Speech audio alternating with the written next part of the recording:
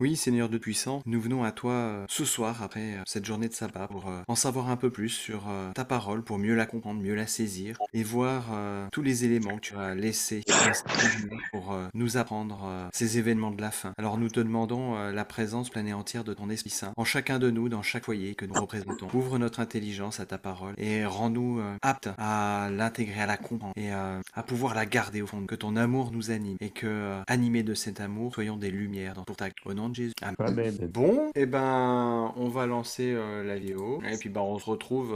Alors, moi, je sais pas vous, mais bon, alors ça n'engage que. Mais moi, ça me réjouit. Alors, je suis pas sadique, hein. Je vous rassure tout de suite, je ne suis pas sadique, bien au contraire. Mais je me dis que chaque jour qui passe, c'est un jour qui me rapproche du retour à la maison. Parce qu'il y a une maison en haut avec place qui est prête, et je me dis que chaque chose qui se passe sur cette terre, tout aussi terrible qu'elle puisse être, aussi malheureuse ça la peut être, mais de me dire, Seigneur, viens. Et là, t'es en train de me montrer que voilà, t'es en train de partir de chez toi pour venir ici me chercher. Que là, dans très peu de temps, bah, je te serai là. Et On là, voit, ouais, on voit qu'on est vraiment vers la fin des temps. ouais. Et on se dit, ben, il a jamais été aussi proche de revenir. Et je sais pas ce que ça a éveillé en vous. Alors là, c'est visuel, c'est graphique, il y a des effets spéciaux, hein, on est un peu comme au cinéma, voilà. Mais comment votre imagination matérialise ce retour de Jésus au travers de ce lire par Moi, je dirais, pour le moment, je pense que la vidéo fait très longtemps. On est vraiment en deçà que nous allons jour du retour. Moi, je vis pas dans la crainte par rapport à tout ça. Et je suis plutôt même rassuré parce que vraiment, c'est une promesse qui a été faite depuis des millénaires, Et en fait, on voit que les choses s'accomplissent. Et justement, cette sorte d'avertissement qui sont clairement visibles de nos jours doit nous pousser, en tant que chrétiens, d'annoncer la bonne nouvelle et de faire de diverses façons, certains via TikTok ou par des forums enfin voilà. Mais on doit avoir justement ce zèle et cette volonté de partager justement ces très bonnes nouvelles et que ce qui est en bas, en fait, ici, qu'on vit, ce n'est que les choses qui sont éphémères. Comme dit la Bible clairement, ce sont des choses qui rouillent, de ne pas amasser de biens et de trésors sur terre parce que c'est des choses qui rouillent. On dit que la promesse que nous que nous promet la Bible est quelque chose qu'on ne peut même pas imaginer. Donc, rien que ça, déjà, moi, ça m'érisse les poils et je me dis, qu'est-ce qu'on n'a pas vu? Et pourtant, on voit énormément de choses, hein. On est dans un milieu très médiatisé où on repousse à chaque fois la technologie sur les effets visuels avec des télévisions qui sont de plus en plus de haute qualité. Enfin voilà, on en prend plein la vue. Donc, qu'est-ce que ça va être au ciel? Donc, c'est ça qui est merveilleux. Donc, non, nous ne vivons pas dans la crainte par rapport à tout ça. Effectivement, je vois beaucoup de chrétiens, que ce soit dans les questions chrétiennes ou même les questions humaines, les gens que je côtoie, qui ont un peu cette peur et un peu cette vision du père fouettard que le monde a. Dieu nous veut du mal, Dieu nous fait quoi, Dieu a fait tout ça. Si la question qui revient souvent, c'est si Dieu était si bon que ça, pourquoi il y a autant de guerres, pourquoi il y a autant de famines, pourquoi il y a autant d'enfants qui meurent de faim, enfin voilà. Je dis ouais, mais bon, ça va beaucoup loin. C'est des origines qui sont beaucoup fortes. Et ce qui est bien dans tout ça, c'est qu'il y a quand même une promesse qui est là depuis le commencement, depuis le premier péché de Adam et Ève. Dieu nous a promis que voilà, il y aura quelque chose de merveilleux. Et donc la Bible, effectivement, on s'est rendu compte que c'était toujours la chose qui est un peu mise en avant, façon de me comprendre. Oui, oui, tout à fait. Ouais, Ce qui est intéressant de noter, alors j'essayais là de retrouver le passage, mais je l'ai plus de tête. ouais, Peut-être qu'Éric s'en rappellera. Nickel. C'est dans les psaumes, il me semble, ouais. où il me semble que c'est David qui dit, il y a un passage où il dit qu'il est heureux des jugements de Dieu. C'est une source de joie et de bonheur pour lui. Alors je sais plus dans quel terme il le dit, faudrait que je retrouve le passage exactement. Oui, oui, je vois lequel, c'est clair. Et Je vois ce c'est que tu veux dire, intéressant des parce fois, que je vois pas où il est. pour le croyant, celui qui s'est abandonné à Christ, ce jugement de la fin n'est pas quelque chose qui lui fait peur. Puisque comme il est en Christ, ce jugement le déclare innocent par Jésus. Même Oui, plus que bien au déclaré contraire, il est innocent. pressé, ouais. Il est déclaré juste. Donc pour lui, le jugement, c'est une joie, c'est un bonheur. Alors que, on le voit dans les Écritures et on l'a vu clairement dans la vidéo, ceux qui ne sont pas en Christ, ceux qui n'ont pas décidé d'avoir comme avocat Jésus, pour Sont eux, c'est perdus quelque chose d'avance. de terrible. Mm. Ouais, Terrible. parce qu'on se rend pas compte que Christ, il est à la fois notre substitut, notre médiateur, notre avocat et notre juge aussi. Parce que dans Jean 5, verset 22, il est écrit que le Père ne juge personne et qu'il a remis tout jugement au Fils. Donc vous imaginez, si tous les procès, et il est notre frère, il est à la fois Dieu et homme, et il n'a pas honte de nous appeler frère. Donc vous imaginez, il est notre frère, notre substitut, notre avocat et notre juge. Vous imaginez tous les procès humains, s'ils avaient comme frère le juge et avocat et substitut à la place, ils seraient tous gagnés par la défense. Et Tony, tu fais bien de le préciser. C'est vrai que tout ce qu'on a vu ne s'est pas encore passé. Donc il y a encore un petit peu de temps avant ça. Et comme tu l'as dit, nous, en tant que croyants, on doit pouvoir saisir chaque occasion pour informer les gens. Jésus revient. Est-ce que tu es prêt à rentrer très hâte? Alors là, je dis avec mes mots, parce qu'on en parle comme ça, mais chaque situation est différente. Et comme tu l'as dit, on est placé, on vit chacun dans des environnements différents, dans des situations différentes. Et est-ce que justement, en tant que croyant, on met à profit ces situations, témoigner de l'amour de Dieu. Déjà, au travers de notre vie, est-ce qu'on est la manifestation, la démonstration, la puisse manifester dans notre vie par la conversion, parce qu'on a accepté la grâce au moyen de la foi, et aussi par la part. Et c'est ça qui est beau, c'est qu'à partir du moment où on est convaincu de cette espérance, de cet amour que Dieu a pour. C'est l'apôtre Paul qui dit, hein, l'amour du Christ nous prête. Est-ce que je peux m'arrêter de parler, de prêcher l'évangile? Mais pas du tout. Alors je sais plus exactement dans quel terme il le dit, mais voilà, il lui est impossible de se taire. Il lui est impossible. Alors bien entendu, hein, on n'est pas tous des pasteurs, on n'est pas Paul, on n'est pas tous des prédicateurs. On a chacun notre petite pierre à apporter. Je vois par exemple Ouz, qui est une femme très discrète, mais qui travaille en maison de retraite, en EHPAD, et par ses relations avec ses collègues, parce qu'elle est douce, elle fait son travail correctement, voilà, et bien ses collègues sont amenés à lui poser des questions, même les résidents. Et c'est cette petite expérience, sans être une grande connaisseuse de la parole de Dieu, sans la maîtriser la parole comme moi par exemple, et bien elle fait son œuvre, elle saisit les occasions, quelles qu'elles soient. On vit dans un monde qui est très axé enfin, on est beaucoup pointé du doigt en tant que chrétien. Comme disent effectivement, ce sont des petites choses qu'on va faire des grandes, quoi. Ça me rappelle un peu un verset de Dieu, un passage qui dit clairement, j'ai pas la référence en tête, mais dit clairement, c'est dans des petites choses. Si vous êtes fiers dans des petites choses, on aurait des grandes choses, des choses énormes. Et ben c'est exactement la même chose. C'est que en ayant justement ce comportement de chrétien, comme tu dis, ta femme qui a un comportement effectivement qui est très doux envers les patients, qui est très doux envers ses collègues, qui est bienveillant, qui est altruiste, forcément, on est dans un monde qui est tellement égoïste, qui est tellement individualiste. Tu vas avoir ce genre de comportement, c'est limite, t'es pas de cette planète, t'es un extraterrestre, c'est pas possible. On te fait du bien, on te crache à la figure et toi t'es derrière en train de dire amen. C'est pas normal. Donc ça fait tout de suite tilt aux gens. Et donc déjà par là le témoignage il est déjà très fort. Et voilà, moi je me rappelle, je parlais d'une histoire personnelle que j'ai eue dans mon travail. Peut-être édifiant, je sais pas, on verra. Je travaille dans le milieu de l'image, dans la photographie, dans tout ce qui est dans le mannequinat. Donc ça c'est mon corps de métier. Pendant un moment, je travaillais. C'est une grosse société hein, qui est très connue et dont le patron est milliardaire, un taux de salaire qui dépasse mon entendement. Et un jour, il y a quelqu'un qui vient à côté de moi dans mon travail et qui me dit à qui je parle sans savoir réellement qui c'était, quoi. Et ces personnes au départ en fait avaient une vision des chrétiens, des gens qui croyaient une fois en quelque chose d'abrutis, de gens qui étaient sans intelligence, qui n'avaient pas forcément de. J'ai rien dit. J'ai continué ma vie à parler tranquillement avec lui, à avoir justement une discussion très ouverte et avoir justement cette écoute et après lui affirmer aussi ma position par rapport à ça. Et en fait, j'ai appris bien tard qu'en fait cette personne c'était le cousin, c'est le beau-frère de mon patron. Et à grande surprise, il s'est tourné vers le Christ. Donc, parce que justement j'avais cette conversation, j'avais cet amour et cette compréhension. Et alors il s'est pas tourné vers l'adventisme, mais il s'est tourné vers le christianisme et plus vers le catholicisme. Mais il a quand même eu ce changement dans son cœur et de cette vision du monde du chrétien, et me disant que clairement, enfin Tony, la manière dont tu es comporté avec moi, sans jugement, sans rien, m'a permis en fait de tourner mon cœur vers quelque chose qui est merveilleux. Alors moi je dis amen. J'étais heureux, j'étais même en larmes, c'est ça. C'était et en plus c'est une autre personne qui était aussi homosexuelle et qui a changé complètement son point de vue par rapport justement à l'amour. Enfin c'est ce qu'il m'a dit. Hein. Moi je l'ai pas ressenti comme ça, mais de l'amour que j'avais pour lui, de la manière dont je parlais, il n'y avait pas de jugement. Et à partir de là en fait, il y a eu quelque chose qui s'est fait en lui, qui a changé. J'ai même assisté à son baptême par respect pour ses croyances, par rapport à ses choix. J'ai trouvé ça merveilleux. J'étais heureux. Après il est encore dans son cheminement de recherche, mais voilà, tout est basé sur le comportement, sur comment nous on se comporte en chrétien, pas avoir de jugement vers l'autre, pas avoir de rancœur envers l'autre, et être compatissant et être bienveillant. Et en fait, les choses se font seules. Je me suis toujours dit qu'en fait, Dieu est là, je suis l'outil de Dieu à ce moment-là, et que je peux rien faire. Je ne peux pas forcer quelqu'un à choisir de choisir. Comme dit la Bible, il me dit clairement, c'est tu choisis. Voilà, je peux pas te forcer, sinon c'est pas de l'amour. Hein, c'est pas, je suis pas un petit robot qu'on programmait et dire, bah, tu me programmes, je te programme pour m'aimer. Ah non, c'est un non-sens. Ben, c'est exactement la même. Voilà, c'est avoir ce comportement d'amour, et en fait, les choses se font naturellement. Parce que les gens ont besoin,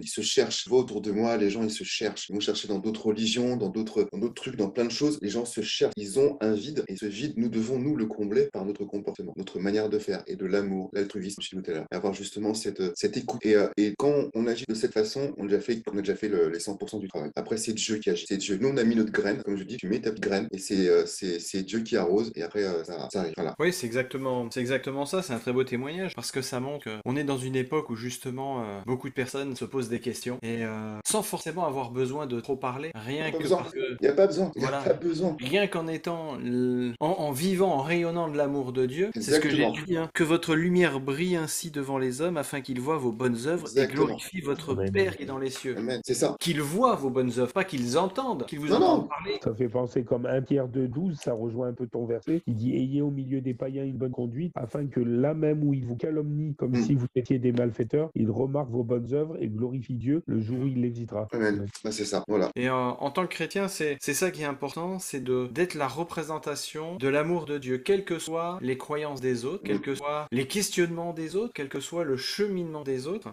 On ne chemine pas par le même chemin, on n'évolue pas de la même façon, à la même vitesse les uns les autres. Dieu nous touche, vient nous chercher de façon différente. Et l'amour de Jésus, c'est justement de ne pas nous occuper du travail que le Seigneur fait par son esprit. Nous, c'est juste de nous occuper de semer. Nous sommes des semeurs, nous ne sommes pas des cultivateurs. Notre rôle, c'est de semer, pas déjà notre comportement. Il n'y a rien de pire qu'un chrétien qui n'a pas le comportement en adéquation avec la loi. Alors, je suis d'accord avec toi là-dessus, il n'y a pas de souci. Mais il ne faut pas oublier que nous sommes aussi des pécheurs et Tout à fait.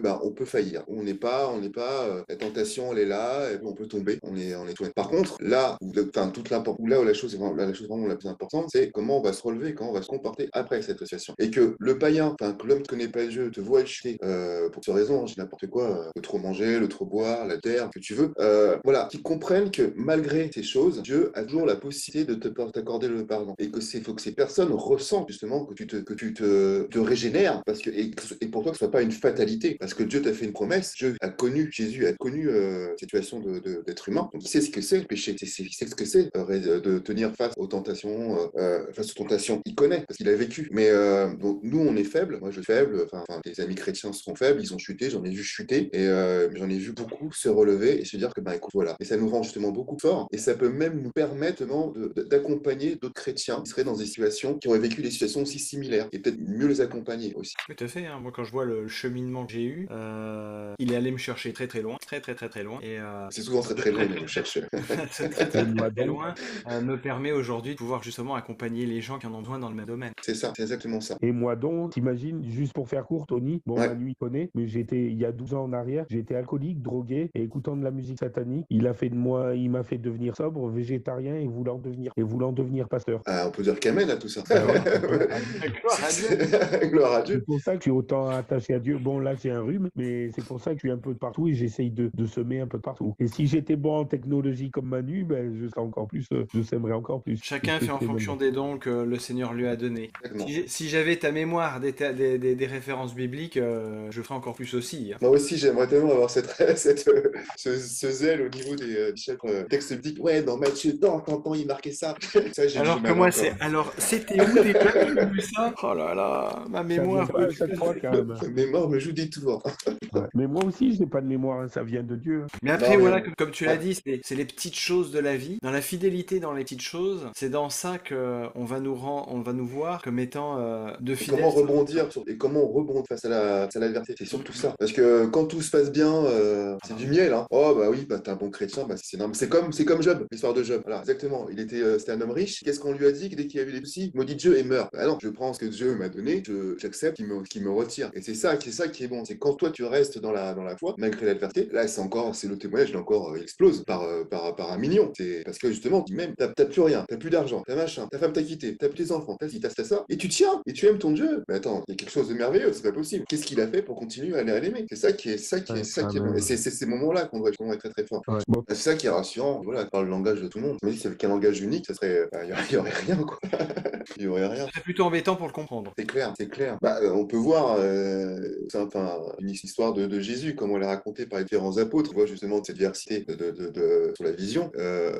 Chacun voit les choses de sa manière, et pourtant le message reste toujours le même. Donc voilà. Mais bon, enfin, pour revenir en fait un peu à la vidéo qu'on a vu de Paclore, voilà, c'est vraiment, j'encourage mes amis chrétiens, pas forcément adventistes et de tous bords, justement d'avoir ce zèle et cet apaisement, et ne pas vivre dans la crainte c'est un peu ce que quand j'étais jeune, quand j'ai grandi dans l'église, j'avais toujours un peu cette peur de père fouettard. Genre, ouais, il faut de l'Éden, de la GN, fais ça, tu vas aller au feu, tu vas mourir, tu auras le feu éternel, ça va te faire mal, tu vas brûler. Il n'y avait pas cette image, et j'avais cette vision justement terrifiante de la parole de Dieu. Je dis, mais en fait, cet interpréteur, il va me faire du mal. Si je mens, si je meilleur des choses, qu'est-ce que je vais pas prendre? Mais en fait, je me dis maintenant, aujourd'hui, avec beaucoup plus de maturité, est-ce qu'il sera peut-être même mieux pour les gens qui seront dans la fin des temps, qui n'ont pas accepté Dieu, de mourir que de rester avec Christ? Est-ce qu'un voleur serait heureux au royaume des cieux? Est-ce qu'un menteur serait heureux au royaume des cieux? Non, son caractère n'est pas en adéquation. Serait pas en adéquation. Il dirait, j'en suis sûr, s'il irait, si ça se faisait, enfin, j'imagine, mais il serait malheureux, il dirait, mais détruis-moi, c'est pas possible, je ne peux pas vivre dans cette situation, dans ce contexte d'amour et de.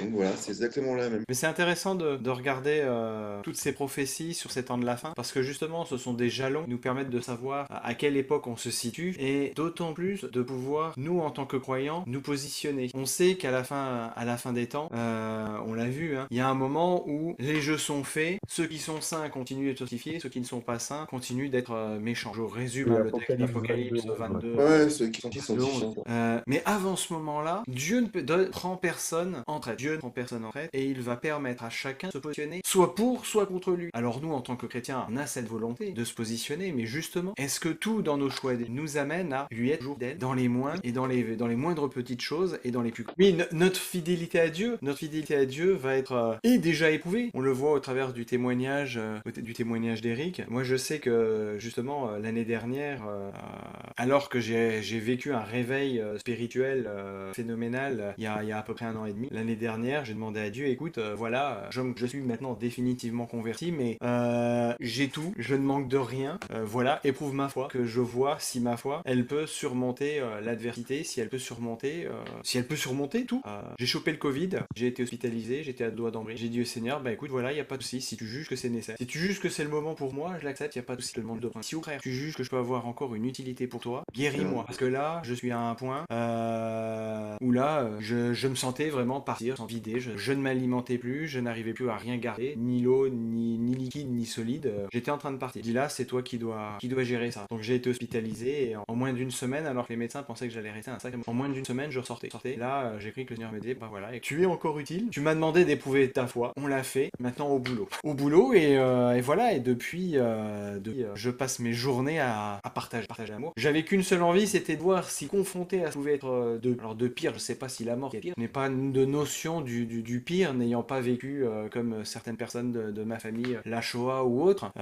Mais je voulais vraiment, je lui ai dit, éprouve-moi comme de l'or par le feu. Et que ma foi soit éprouvée afin que je vois si je peux être attaché à toi jusqu'au bout. Et je lui demande encore parce que je me dis que ça c'était qu'un pas. J'ai envie de grandir, mais ce qui est phénoménal avec tout ça, c'est que plus on s'attache à lui, plus il nous fait franchir des paliers, et plus il nous franchir des paliers, plus ça sert, bon pour nous certes, mais c'est pas tant pour nous que c'est important, c'est pour sa gloire. Parce que justement, comme tu l'as dit, nos expériences peuvent ensuite servir à d'autres, qui ensuite vont servir à d'autres, qui en servira à d'autres. C'est un effet domino, et en partageant l'amour, cet amour de Dieu va toucher d'autres personnes qui vont à nouveau chez d'autres personnes. Et ça amènera chaque être humain à pouvoir se positionner. Mais moi j'ai qu'une hâte, c'est de me retrouver au ciel et de voir je ne sais pas qui va me dire, alors c'est sans gloire personnelle ou quoi que ce soit, mais de savoir que ma vie n'aura pas été inutile et que d'autres personnes auront pu être sauvées par ma modeste implication, ma modeste participation. De savoir que une seule âme aura été sauvée, ma vie n'aura pas été inutile. Je ne dis pas que ma vie est inutile, hein, mais voilà.